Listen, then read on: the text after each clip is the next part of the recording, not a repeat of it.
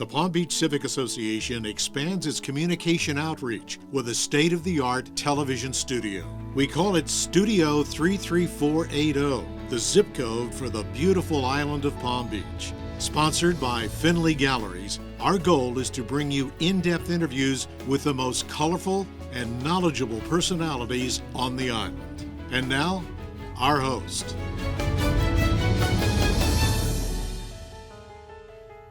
Welcome to Studio 33480. I'm Wendy Rutledge. I think we all can agree that teaching is a challenging profession under any circumstances. Now, add COVID-19 to the mix, and well, I can't imagine really being able to reach kids in COVID-19 as a teacher. But for one local Palm Beach Island educator, this past year was a year to remember. And the winner is, for the Middle School Education Award, Annette Johnson, Palm Beach Day Academy. Welcome, Annette Johnson. Wow, congratulations. Big award. Thank you so much. It really is an honor. Absolutely. That must have been so exciting.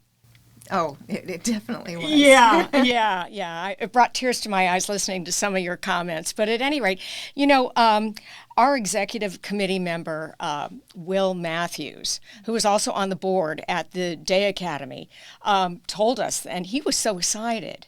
And he was excited partly because you teach at a private school and you were recognized by the Dwyer Awards. That is a super honor. How rare is it? It is very rare. We have had two other teachers at our school in the past to get the Dwyer Award as well, 6 years ago and 8 years ago. But it is very rare for a private school. Yeah, well, big congratulations. Now, you are a music teacher? Right, music and musical theater. For middle school? It's really for fourth through ninth grade.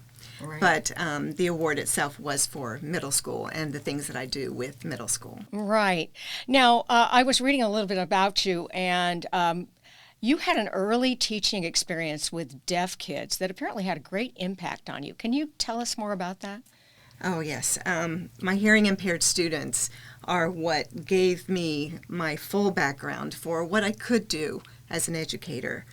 They showed me that there was nothing that a student couldn't do if they were shown the correct way to do it, and if they were challenged and encouraged by their teacher. Okay, so music for deaf kids, what did you do?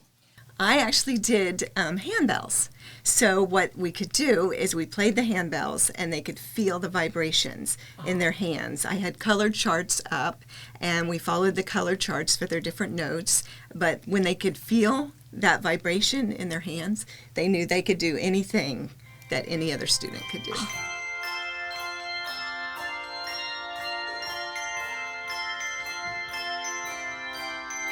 That is awesome. That is just fantastic and so innovative. So speaking of innovation and speaking of COVID, you put on a musical through Zoom. Tell us what you did and how challenging that was. It was very challenging. We started out the year practicing with our students live, and then when we went for spring break, we assumed we were coming back to put on our production. And then we were given the news that we were not going to be coming back.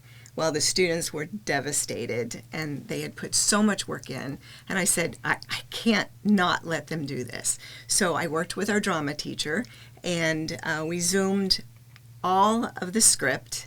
We Zoomed all of the music, and the way that I had to do that was I had to turn the sound off and have the students sing along on the camera, and then I went back and I had every single student send me in a recording of them singing the song, and then had to align all of that with the video. And then I did transitions of soloists coming in and out, and even in the script part, having students on top of each other that could look down and talk to the people on the screen, so it really looked like they were interacting, and had backdrops for each of those scenes as well. phenomenal amount of work. Many, many hours. And you were all pleased with the result. Oh, very pleased. And the parents just were so thankful. And I actually did it during a time where I was recovering from a kidney donation. I donated a kidney in a kidney chain that ended up being 10 people because there were 5 people that didn't match their person that they were was going to donate. And so I was actually in recovery from that. So I was on the couch doing a lot of editing, but it was so worth it. Oh my goodness, you rose to the occasion. Well, let's all take a look at this Zoom production of Oliver. There is a lot to spare. Who cares? Whatever we got, we share. Nobody tries to be lordy uppity. There's a cup of tea for all. That is absolutely phenomenal. What you pulled off is phenomenal and so much work. Well, you know, I want to read something, Annette, that you wrote in your application for the Dwyer Awards. This is a quote from Annette. She writes, "As a passionate arts educator, I see the classroom as a blank manuscript waiting for a song to be composed. Each student will play a part in the creation of this masterpiece. It is my job as the conductor to guide them through the journey of higher learning." Woo! That is beautiful. Thank you. You Well, I are love my job. amazing. Yeah, and I understand you don't have kids of your own, so these are your kids. Absolutely. Mine and my husband. He does everything, goes everywhere with me. Anytime our students are performing, he's there. If I need a sound guy, he's there. If I need him to fix instruments or help make sets, he's there. Awesome. Two of you do a great job. Well, thank you so much. And by the way, you mentioned 2 other teachers at the Day Academy that have gotten this award.